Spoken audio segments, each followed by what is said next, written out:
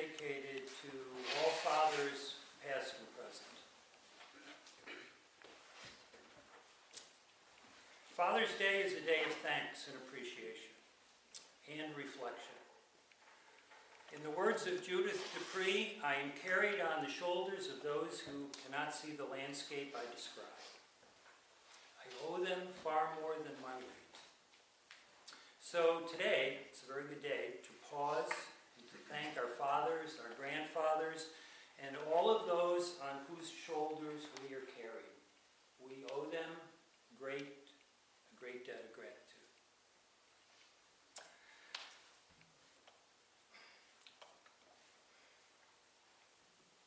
Linda's father worked 30 years in a chemical plant in Niagara Falls, New York. And he literally risked his life so his daughter could have a better life. She was the first in her family to graduate from college. She taught in the Toms River Public Schools for 30 years. She retired in 2010. Her father would not see the landscape that Linda would be able to see. He didn't know of the life that she would lead. But he lifted her up onto his shoulders, and he could only imagine the world, what her world would look like. Now, you may have had a father like James Henry Spafford in your life. And if you have, then you can count yourself as very, very fortunate. Today's a day to pause and give thanks for that. This may be your story too.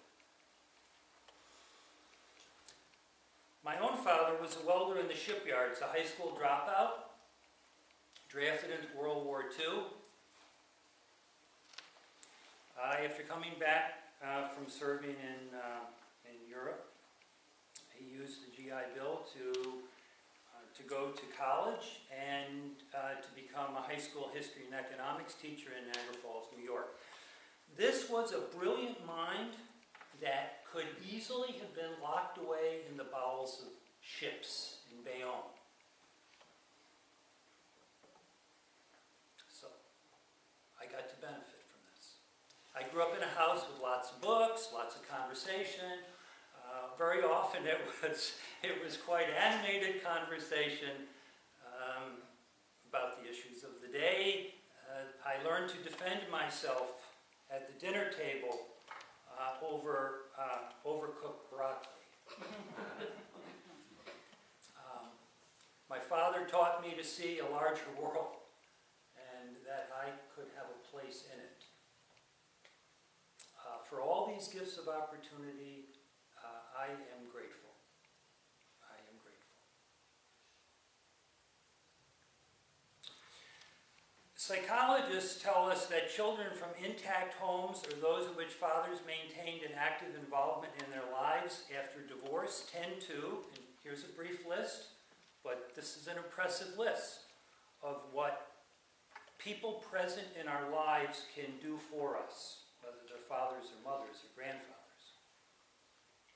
friends or neighbors.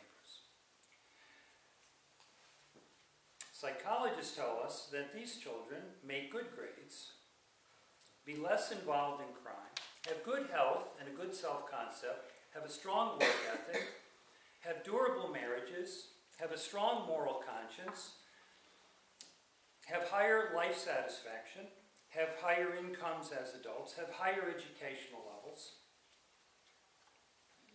form close friendships, have stable jobs, have fewer premarital births, have lower child sexual abuse, and exhibit few anorectic symptoms. Wow. There are 5 things kids need in terms of structure, says Leroy Reese of Morehouse College. You need discipline, be consistent, be predictable, be loving, and nurture the talents and abilities and interests of your children.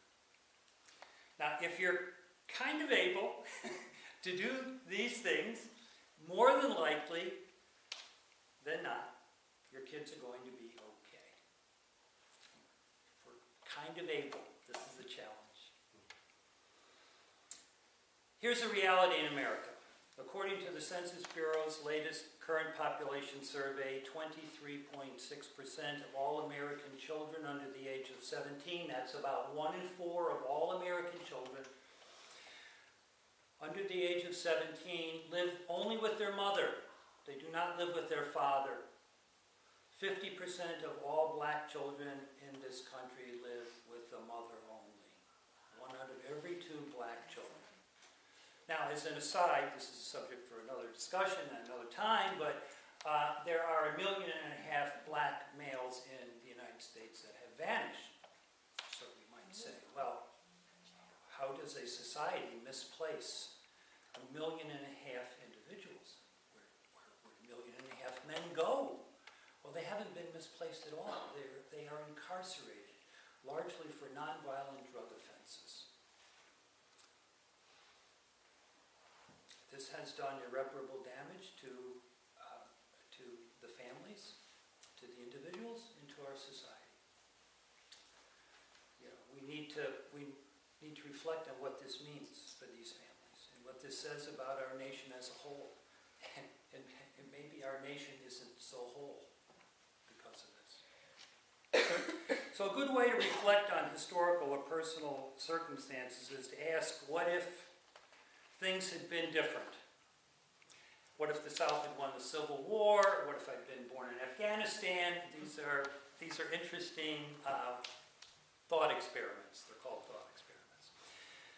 I like the what if questions. A poem by Elizabeth Chiguil, a Guatemalan poet, asks this very question, what if? What if the sun never shined?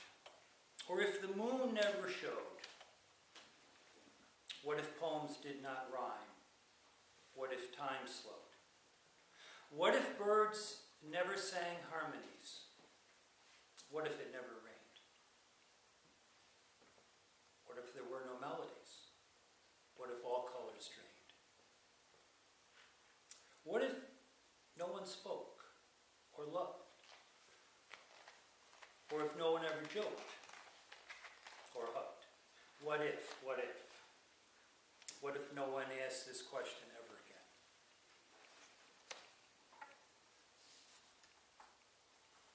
What if, what if, what if, what if, what if? What if we hadn't had somebody like James Henry Spafford in our lives? What if we had a physically absent father, some of us have, or a father who was physically present but emotionally absent? So the question I'd like to consider here is, how do we create a healthy, positive sense of ourselves from a problematic relationship with our father? This question may be part of your story. It's certainly part of mine. So one of the defining moments of my life came at a baseball game when I was 12 years old. I lived and breathed baseball. I wasn't very good. Baseball oozed from my pores. My parents came in frequently to my games, and that was a problem for me too. But on this one occasion, they were there, and I was at bat. And so as I stepped, into the batter's box, I was getting some dirt on my hands, and I was getting my grip adjusted on the bat, and I remember my right foot sort of lightly pawed at the dirt in the batter's box so I could get a firm foothold. And just as I stepped in, my right foot was inside the batter's box, my left foot was still out, and just as I stepped in, I'm looking at the pitcher, and for some reason, I glance out beyond first base, and my parents are leaving. Well, I couldn't process this. I thought, I'm leaving. I'm in the batter's box.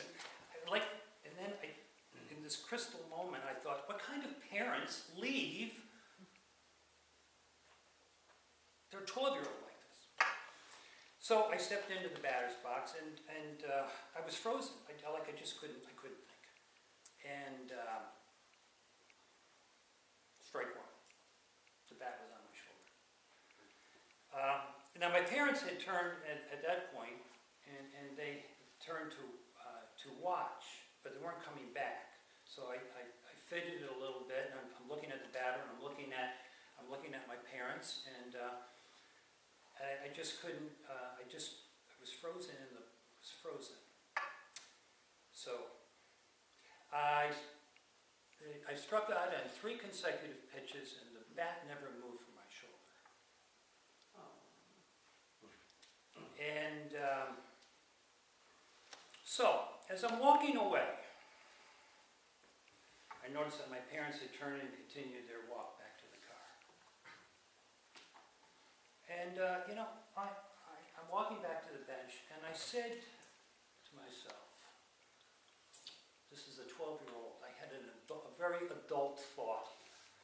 I said, and there was a voice inside me that said this. It was my voice, but it was an older voice, a more mature adult voice,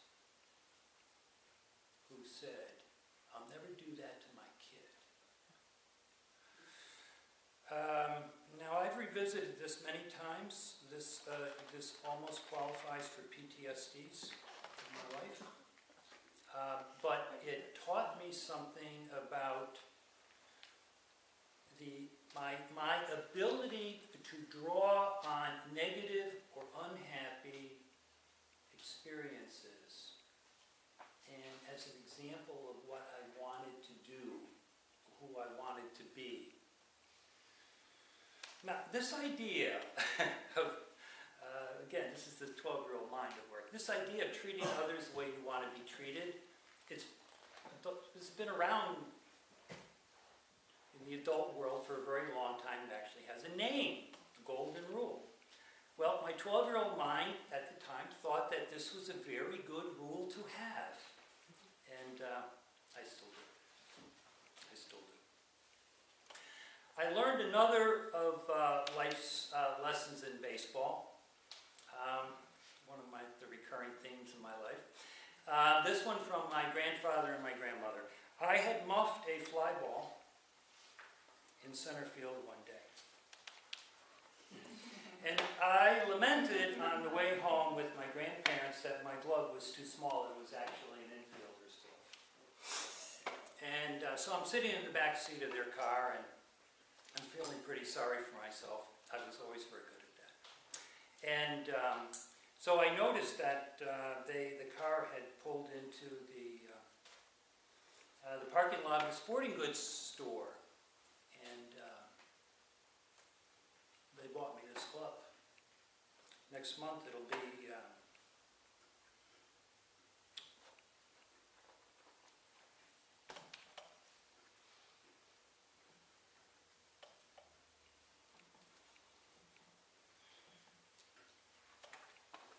next month it'll be 55 years old. It occupies an important place in my closet in my heart. It's funny, when you're a 12-year-old, this was an immense this was an immense glove. And now when I put it on, I thought, I can hardly get my hand in here. We do have a way of outgrowing some things. You may also have had pleasant and formative moments like this in your life.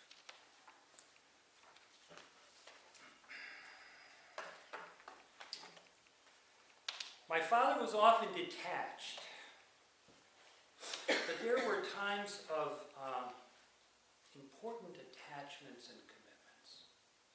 After World War II, my father was stationed for a time in Germany, and he had befriended a German family. They were destitute after World War II. He bought them food. They were literally starving in the wreckage of the war. My father became very attached to a little girl in the family. Her name was Annie Wimmel. And my father was not much more than a kid himself. He must have been 20 years old. 21 years old. And he became very attached to the family and to Annie, and he promised Annie that he'd bring her to America sometime. And And 15 years later, he did exactly that. He sponsored her.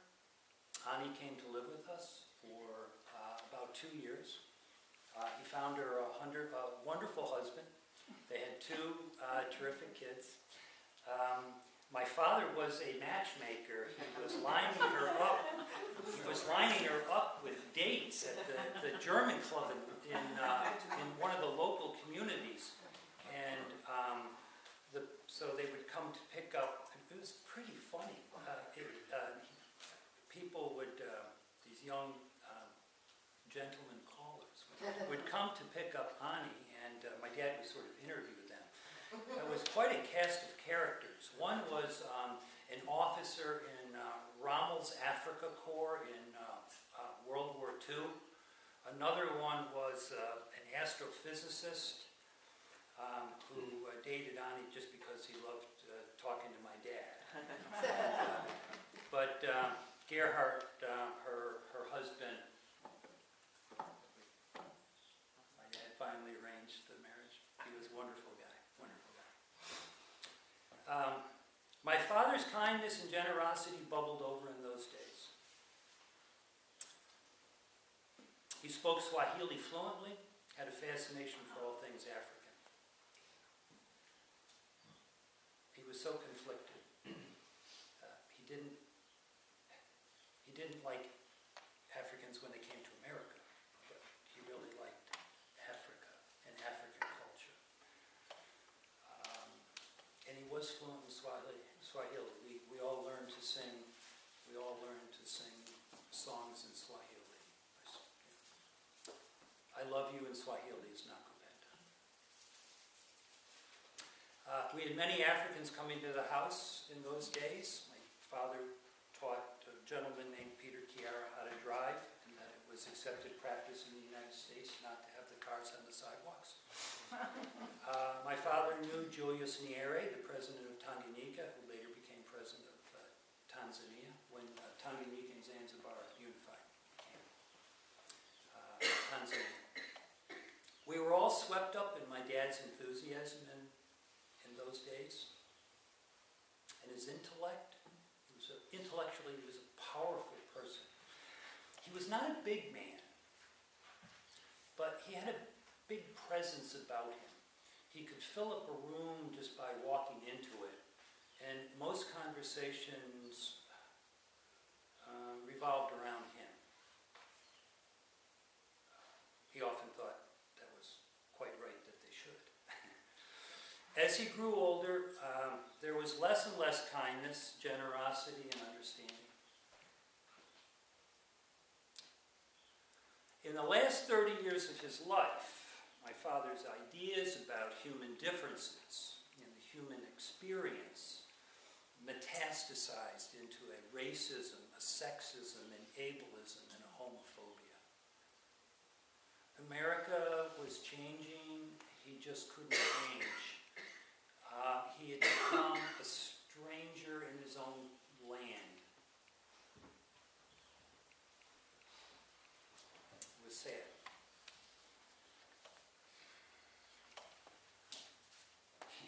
He once said to me, in trying to explain his feeling, he said, there's a quote. I wrote it down, but I don't have to write these down. I just feel more comfortable around people who look like me. Now, we don't get to choose how other people think or behave, but we do get to choose how we react to their behavior. We get to choose to be caring when others are uncaring, to be kind in the face of unkindness.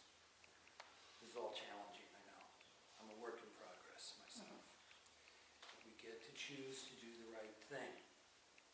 Mark Twain once said, do the right thing. It will gratify some people and astonish the rest. We get to make these decisions, you and I. We get to make these decisions. My last visit with my father was in July of 2013. He died about 6 weeks later. He knew he was dying. I knew he was dying. Went to visit him in Tucson, Arizona. I asked him if I could have his books, his library. He hesitated. He would much have preferred to trust them to someone less liberal. There were many in the family that would have qualified. That's true. However, they didn't care about his books. They didn't care about the intellectual part of my dad. But he knew I would. I told him I would, just to make sure he understood that his books would be held in sacred trust. I mean, my sisters and the rest of it, they just would have remaindered the things. They would have been in a bookcase in Ethan Allen or something, just off. So he said I could do that. I went out in his office and I started to cull through the books. I was particularly looking for those books from his early days, when his heart and his mind was open. Books like Louis Fuller's Crusaders for American Liberalism, Harold Faulkner's The Quest for Social Justice, Morris Hillquit's Socialism in Theory and Practice. If you walk into my living room today, you'll see my dad's library. It's to the left of our fireplace. It's the least I could do. Maybe it was the most I could do, I don't know. So back in his living room, he asked me if I had come across a little yellow book. And I said, no, I didn't, really. And he said, he had actually asked me before I went out. He said, look, see if you can come across a little yellow book. I want that one. Okay. Well, I didn't see it. And then back in his living room later, he asked me again, so did you find that little yellow book? And I said, no, I didn't. I said, that one I wanted, he said, because it had, this is a quote, because it has the most concise condemnation of women I have ever read.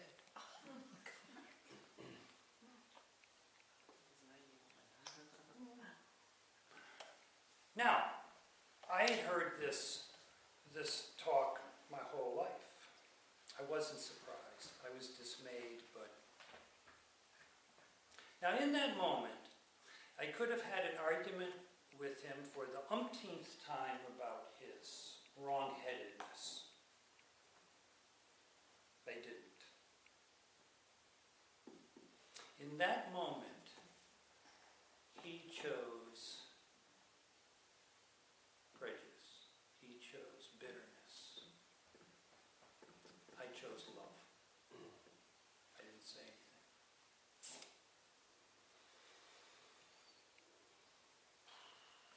I breathed deeply, but I didn't say anything.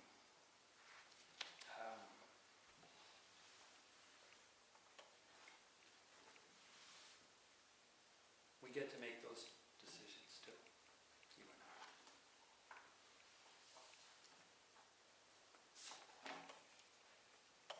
2 days later, I left. That was the last I saw him.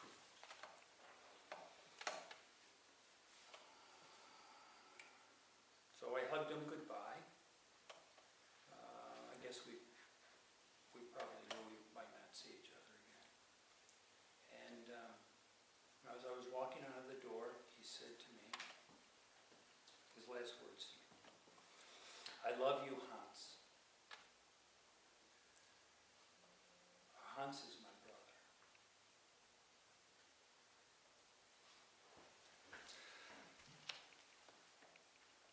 I'd like to return to a question in closing. I'd like to return to a question I asked earlier, how do we create a healthy, positive sense of self from a problematic relationship with our Father?